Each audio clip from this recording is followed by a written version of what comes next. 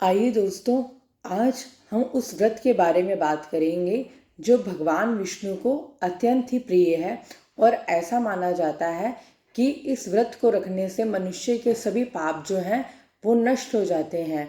तो वह कौन सा व्रत है जो भगवान को बहुत प्रिय है? वह है एकादशी का व्रत। एकादशी का व्रत रखने से ऐसा माना गया है मनुष्य के सभी पाप नष्ट हो जाते हैं और भगवान विष्णु जो है वो बहुत ही प्रसन्न होते हैं। तो हम इस व्रत के बारे में जानेंगे। एकादशी, जैसा कि आप सब जानते हैं, महीने में 2 एकादशी आती है। तो इस महीने जो सेकंड एकादशी आने वाली है, माघ शीर्ष का महीना चल रहा है, कृष्ण पक्ष में जो एकादशी आएगी वह होगी उत्पन्ना एकादशी।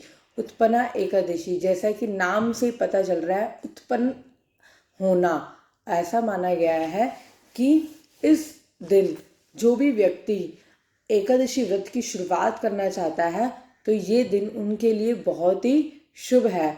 तो ये आपके लिए गोल्डन चांस है। आप अगर यदि एकादशी व्रत की शुरुआत करना चाहते हैं तो आप इस दिन शुरू कर सकते हैं।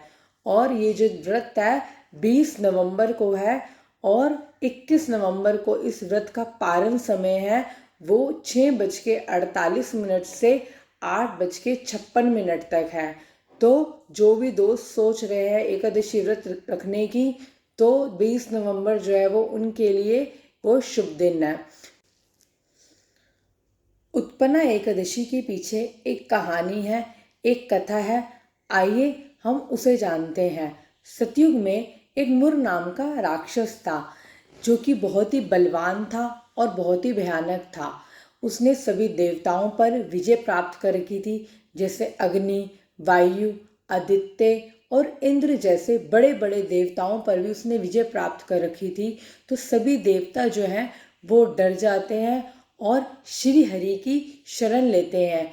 वह श्री हरि के पास जाते हैं और उनसे कहते हैं कि आप इस मुर नाम राक्षस से युद्ध करिए और हमारी रक्षा करें। श्री हरि जो है वह इस राक्षस से युद्ध करने के लिए तैयार हो जाते हैं और उस राक्षस को चंद्रावती नाम की नगरी में बुलाने को कहते हैं। सभी देवता और वह राक्षस जो है चंद्रावती नाम की नगरी में जाते हैं। तो ये राक्षस जो है वह बहुत ही भयानक रूप से घुर्राता है। तो सभी देवता डर के मारे भाग जाते हैं, परंतु विष्णु भगवान जो है इससे युद्ध करते रहते हैं और इनका युद्ध तकरीबन 10,000 वर्ष तक चलता है, परंतु जिसका कोई निर्णय नहीं निकलता। तो श्री हरि जो है वो थक कर बद्रिक आश्रम चले जाते हैं।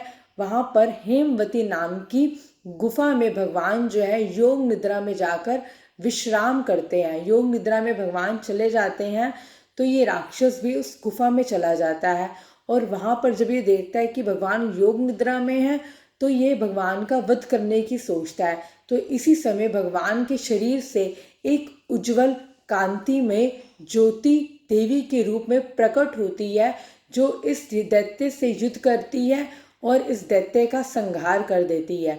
तो जब श्री हरि योग निद्रा से जागते हैं तो इस देवी जो उत्पन्न हुई थी उनका नाम रख देते हैं उत्पन्ना एकादशी, क्योंकि यह एकादशी के व्रत वाले दिन जो है उत्पन्न हुई थी।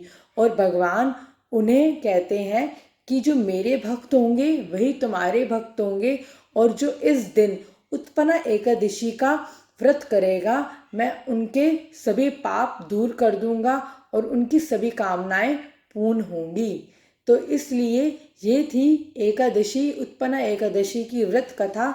तो फ्रेंड्स, जो भी ये व्रत रखना चाहता है, जो एकादशी व्रत की शुरुआत करना चाहता है, ये दिन आपके लिए बहुत ही शुभ है